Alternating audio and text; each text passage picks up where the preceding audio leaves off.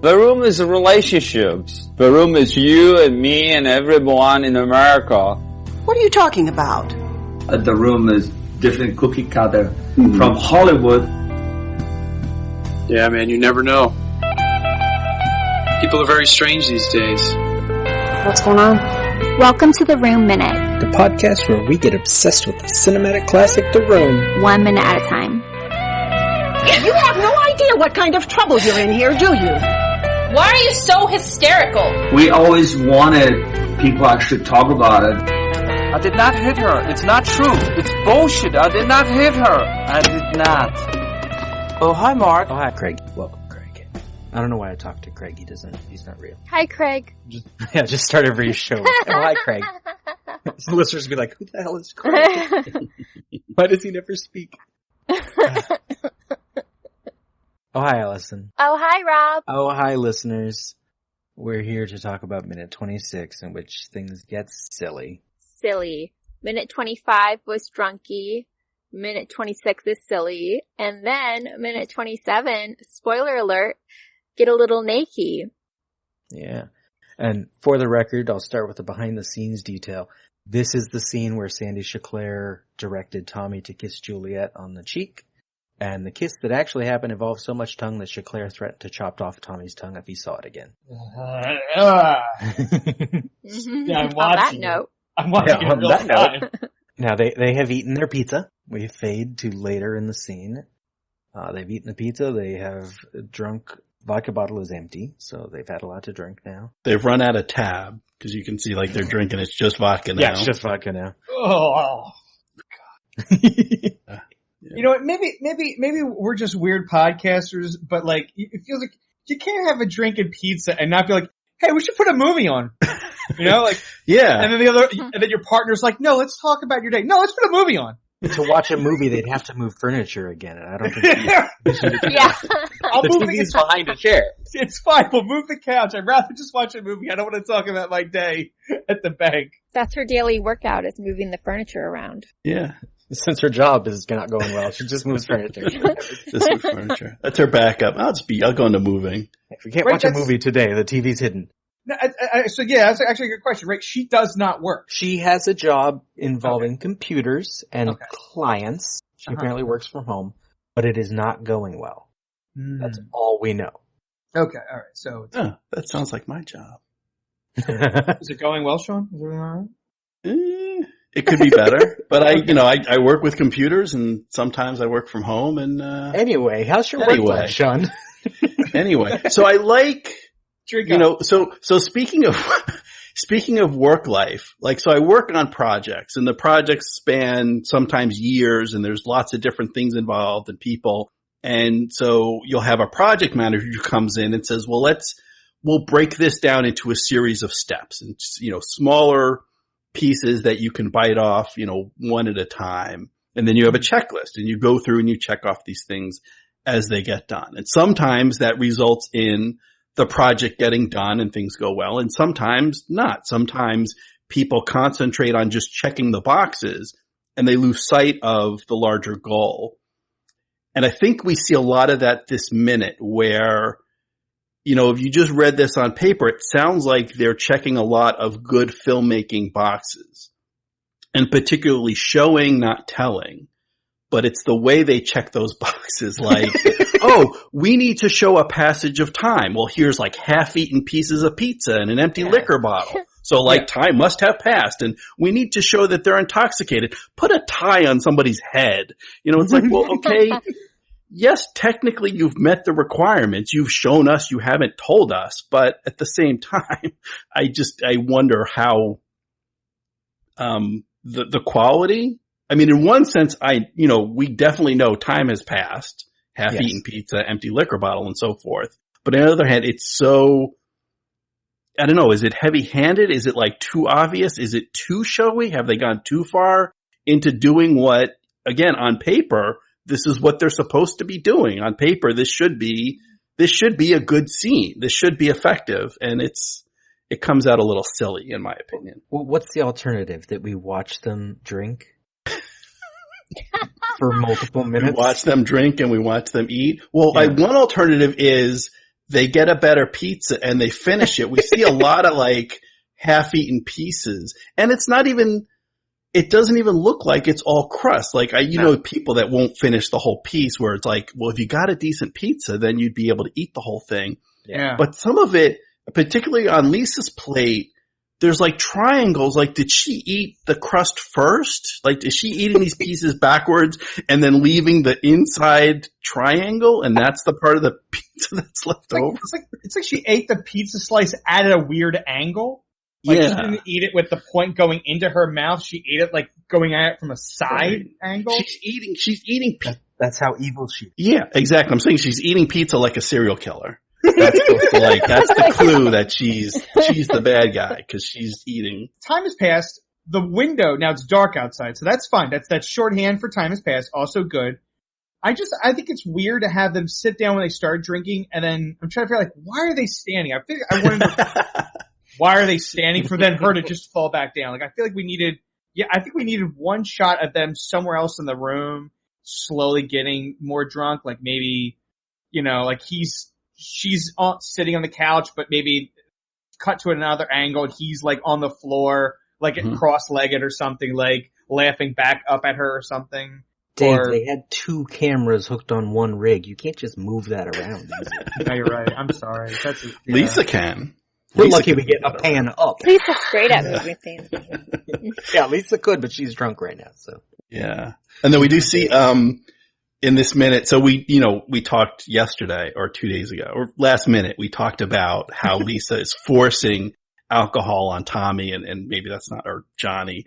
And then we see like definitely this minute, like second, 19, 20, or no, before that. We definitely see like 15, 16 second. We definitely see Johnny's drinking problem. And that, as much as anything else, led to my drinking problem. Yes.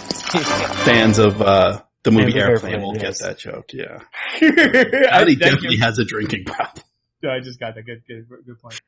Honestly, yeah, I couldn't stand, if I did this much drinking and carb loading, I couldn't sit, stand, talk, walk, move. I just die on the couch pretty much. Yeah.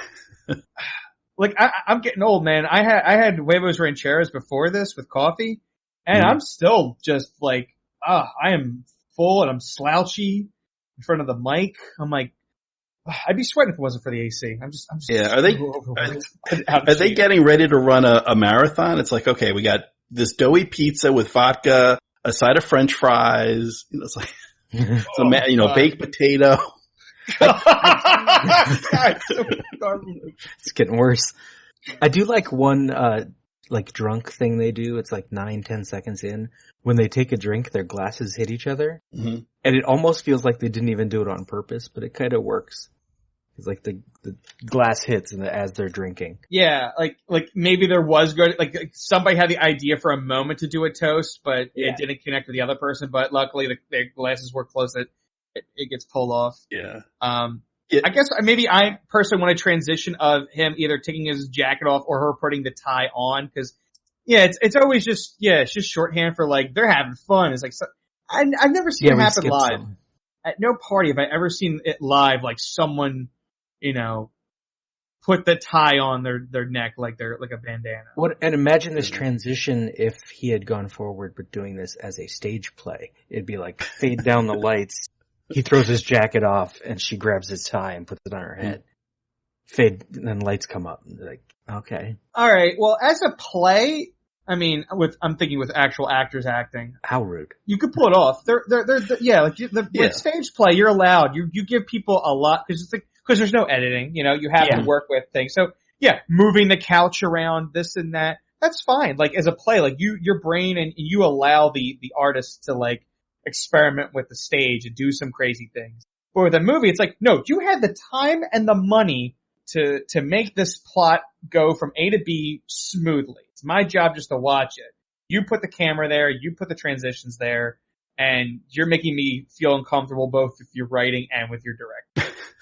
And your acting. And your about to say. And your lighting.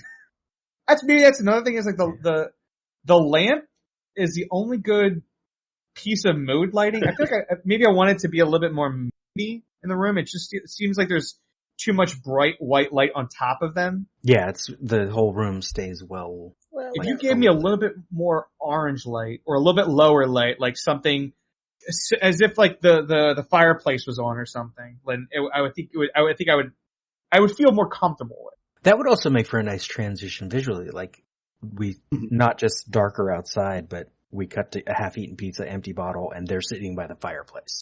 Yeah.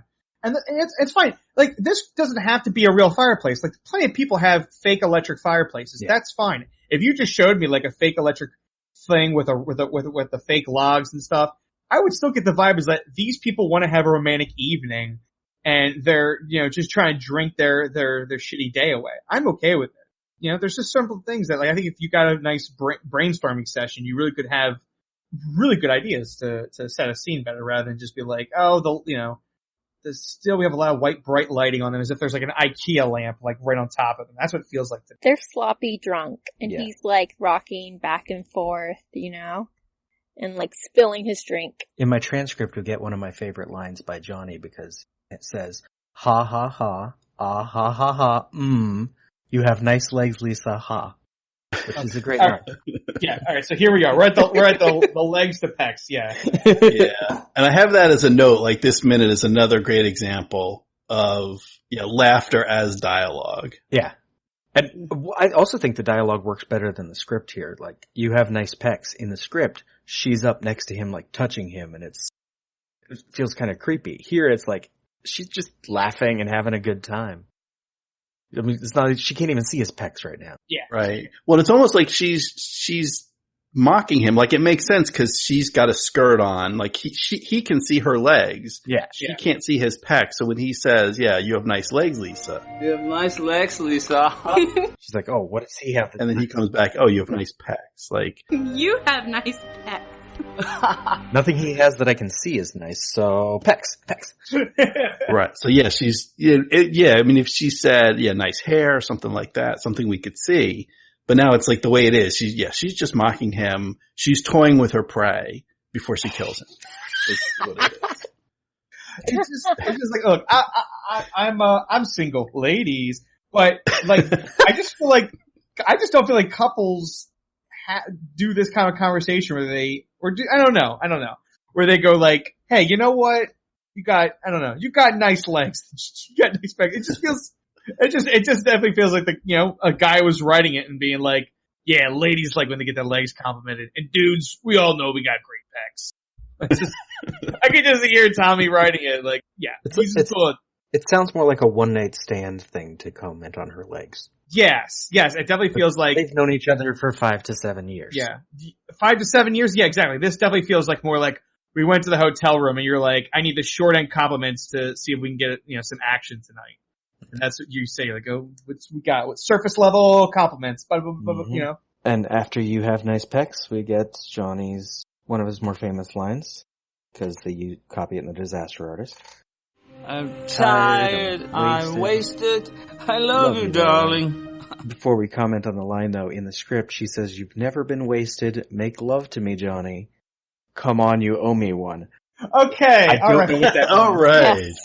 Another inappropriate line that even in 2003, I'm thinking that was not appropriate. Just like we did learn why Mark owes her one, because she helped save his life, but I don't know why Tommy owes her one or how that works. Relationship together. Come on, make love to me. Oh. Come on, you owe me one. The way she says, come on, make love to me, you owe me, is the way, like, I try to get people to play a Battlestar Galactica. Come on, man, like, I went to your cousin's birthday, and like, it was, and they didn't even have cake. Like, you owe me a game of Battlestar right now, and that's what it feels like. It's like, I want to, come on, like, just, or even more realistic, how they say it is like, alright, look, can you take out the trash? Come on, you owe me. Like, it's that kind of like, come on, take out the trash. Like, I did it last week. And as far as we know, this is only the next day from when they already had sex last night. And she had sex today with someone else.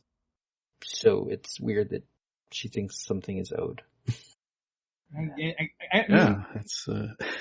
think, I don't know, maybe better writing and direction is, I mean, obviously, Lisa's not a good character. But just maybe outside the fact that she's having an affair, but it's just like, I don't know, if you wanted to get them to have the sex, I feel like it would be better if she just kind of, I don't know, at this point, just jump on him. Like just, like what she does later in this minute, like just do that more. Just rather than her like lying there saying like, come on, just come on, do it. Well, come on, make love to me is not horrible. Like that's a decent line. It's just the you owe me part that's weird. Come on, you owe me one. Yeah, it just feels so chore-like. It just sounds how it's just said, so chore. Like it's supposed to be something intimate a couple has, and it's made it sound like it's a chore. Like, well, all right, we had the pizza and the vodka. I guess we, all right, make love. I get it. Yeah, it's I owe you one. She brought the vodka, so I gotta bring the penis. I owe her one. What a life I live. It just doesn't bode well for. Well, I don't know. Maybe I don't know. Every relationship's different. If it works for a consenting couple, I guess just to my mind, the way my relationship works with my significant other, this scorekeeping doesn't jive with me. Like, I owe you, you owe me. I'm like, we just, we're together. We're not keeping score like that, but that's me. I guess other people may be different. You owe me one. Come on, you owe me one. Yeah. So it's second 40 when she's trying to, get his arm around her and, she rips open his shirt to expose his pecs. It's just bland. It's just bland, textureless white skin under his shirt. He's so pasty, yeah. It's just so pasty. It's just like the sun has not seen this chest in years. Like, oh. Well, he might be a vampire, so. No, that checks out. It checks out. Yeah. And then they kiss a lot. And then, you can talk more about the kissing, but it looks like they're both they're treating each other's mouths like it's stuffed crust. Well, and he is from New Orleans, so it's not like there's a lot of sun there, in Louisiana. So I guess that checks out. I just wanted to back up a bit. We kind of skipped over like second 2021, the outstanding Foley work with the glass that Johnny drops. Yes, there's now broken glass and plates somewhere on the floor right now. I think it's the same sound effect from Groundhog Day when the waiter drops an entire tray of plates. It's real nice. Just put that anywhere, pal. Good save. It's the same sound as this one single glass dropping on a rug. We gotta get the guys in the back. Oh, just put that anywhere. I will insert that. I just put that anywhere. Yeah, good job. Put that anywhere, yeah. God, now imagine Phil Connors as neighbors to these people, and every day he has to see them have awkward pizza sex. No, he'll explain to Rita to do it better. He's just like, in about 10 seconds, he's just going to drop a glass, and she's going to ask him to make love to her. Rita's like, why are you telling me this, Phil? Yeah, he owes her one. He's going to rip open his shirt, and you're going to see the pastiest chest you've ever seen. 3, 2, 3.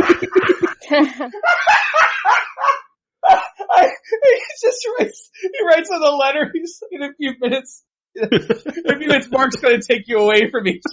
It's like, you're tearing me apart.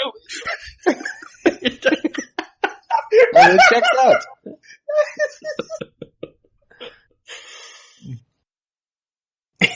Okay. I'm sorry, you were about to say something, Robert? Well, I was just going to move forward into notes from Midnight Screening. Circles back to some of the. Yeah, please. Yeah, because the last 10 seconds of this minute are just, the Lisa and Johnny kissing with just the most uncomfortable Foley work I think I've ever had to sit through.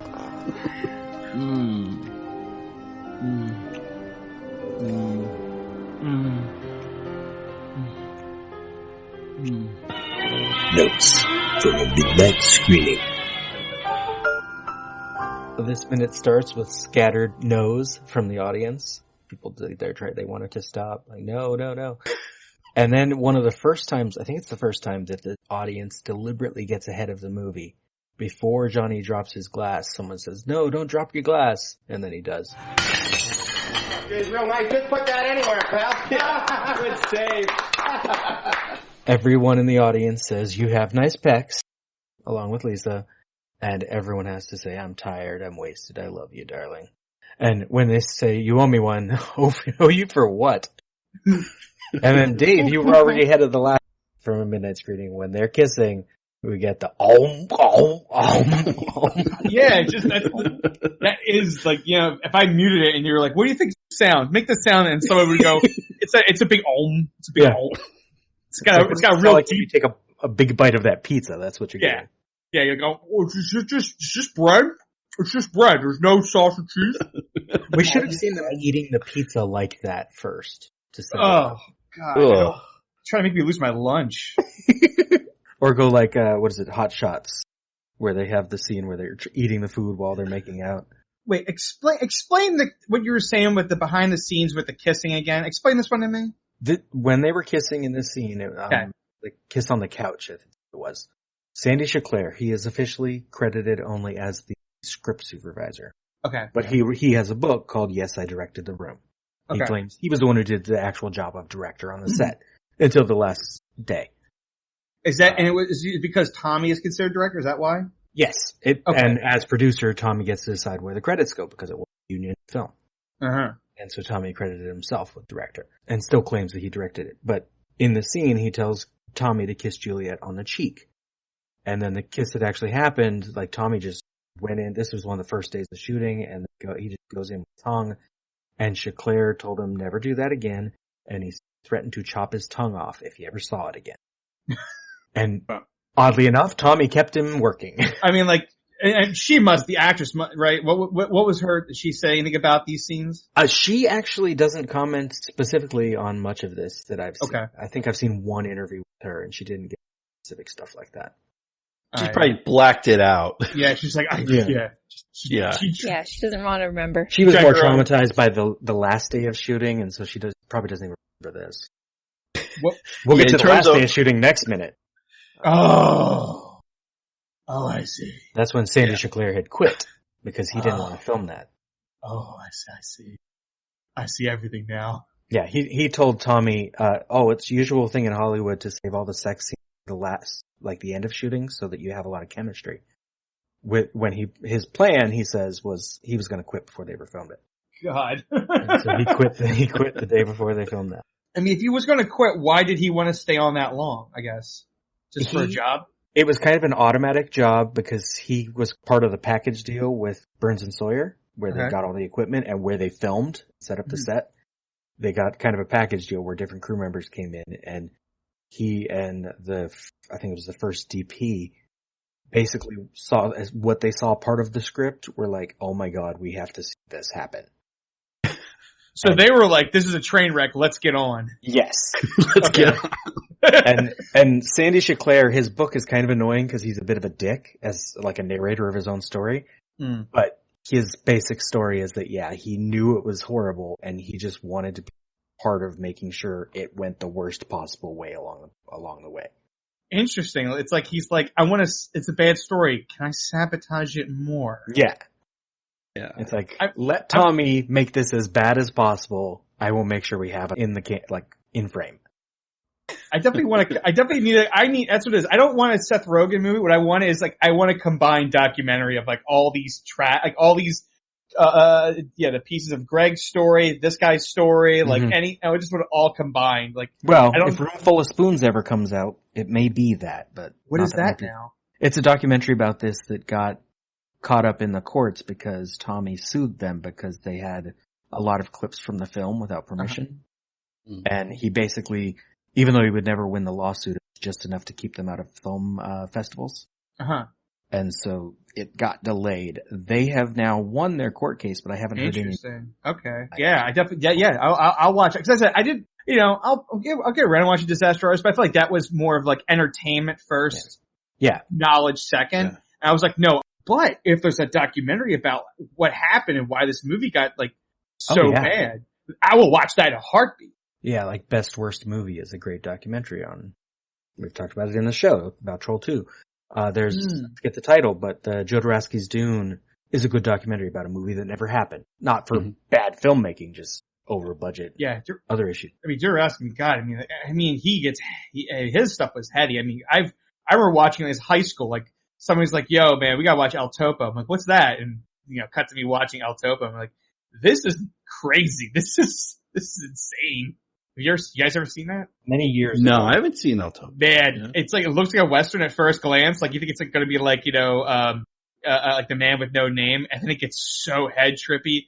Next thing you know, there's like Buddhist, little people in a town and like someone's lighting themselves on fire. And there's like weird cult stuff in the desert. And I don't know, man. I don't have to tell you. Whole bunch of nonsense. I'm trying to find the title. There's one on the Val Kilmer Island of Dr. Moreau that's a great documentary too, because that one was just just a horror show. That is a crazy movie, and then the behind the scenes stories are even crazier. There's a definite vibe to the disaster artist that, and they kind of open in the beginning, like it's made by people that appreciate the film. So I can definitely see like a documentary giving you some other points of view on The Room. Right. Whereas the guy who made Roomful of Spoons was sort of doing the opposite. And he was trying to do like an expose thing where he went and found Tommy's family, allegedly, in like Poland. Right. And Tommy doesn't like to talk about the fact he's originally from somewhere other than New Orleans. Okay. He always says he's from New Orleans. And even though he has admitted he says that because he grew up there. But he didn't like that this guy went and found stuff he didn't approve of and then used scenes from the movie. And he's like, well, I can sue you over the scenes from the movie. Going to. Oh, God. I mean, it's just like, disaster artists, clearly they got Tommy on their side and they're making it with his, permission. He's like in the press, like, oh, it's so good. Yeah. They're having fun, so they get to make the movie. But it's like, I want to see that. I want to see the dirt. Yeah, I want to see the real version of the end of the Disaster Artist movie. He didn't embrace the audience laughter on that first screening. Oh. That took time. That's like a soul-searching moment for Tommy Wiseau, where he had to realize that his movie was not being accepted. So that's what he thought people were going to be like, oh wow, what a strong story. Like that's what he's expecting. He was trying to do a Tennessee Williams, worthy play. And then it became a movie, but he still thought it was Tennessee Williams. It's going to be amazing. Love it. Moved. And then they're laughing, and I imagine it was so much worse in that moment when, whatever he did at the actual first screen. Yeah. I get you now. Yeah, cause But they have to compress it for the Disaster Artist because you want it in one, walks out, they have a talk, he recognizes, I'll accept whatever they take, whatever they'll give. God, what a time to be alive to see this all just come about. I wish I had known at the time. Should have been I there. remember the billboards and I thought it was like some weird horror film, and I had no idea. If I'd had an idea, I may have tried to go see it when I was in LA that first time. Oh man, yeah, it's just so funny that we got to live at a time where this movie happened and all this nonsense. Yep. We lived through it. What a time to be alive. I was just, I was just thinking about that. I was like, you could have been born in a pre-civilization Babylonian mud pit, throwing rocks and stones and dying of dysentery. But no, we got to be born to see these crazy times. Yeah. Now, Sean and Dave, if the listeners want to hear more of you outside this show, where can they do so? Sure. Yeah. So I work on a comedy superhero film, Mystery Men, at my podcast, 5 Minutes of Mystery. And we talk about all the fun things of Champion City. And, I think 20 years later, I think the Mystery Men really had some interesting stuff to talk about with, superhero films that I hope people, check out. Now that we've kind of done, we're past this big hump of the Marvel universe, and before the next phase starts up, I think it'd be great if people kind of went back and the same thing how that Patrick H. Williams, he talks about the Schumacher Batman's recently. It's like, let's go back. Just now that we've seen all what comic book movies can be now, Go back to like what it was like in the late 90s where it was just kind of like still a wild west of like trying stuff out. Sean? Yeah, no, I just do that. Yeah. So, well, I have a site. I have a website, catandshawn.org, and it's CAT and Shawn SEAN.org, and I link to all my various podcast stuff. So if you go there, you'll there's a link to my guest appearance on 5 Minutes of Mystery where I talked about the 1999 superhero classic Mystery Men. There's also links to my appearance on this podcast. Minutes 4, 5, and 6, my first time around. And it's also got links to some other stuff if you like Groundhog Day or This is Spinal Tap or some holiday movies, Planes, Trains, and Automobiles, Scrooge, and all that kind of fun stuff. So, yeah, check that out. So catandshawn.org. And then, click the links. So there's nothing wrong when people make fun of the project, in this case, The Room. The Room Minute is a production of Lemming Drops Studio. You can find more content at lemmingdrops.com. Follow The Room Minute on all the obvious social media.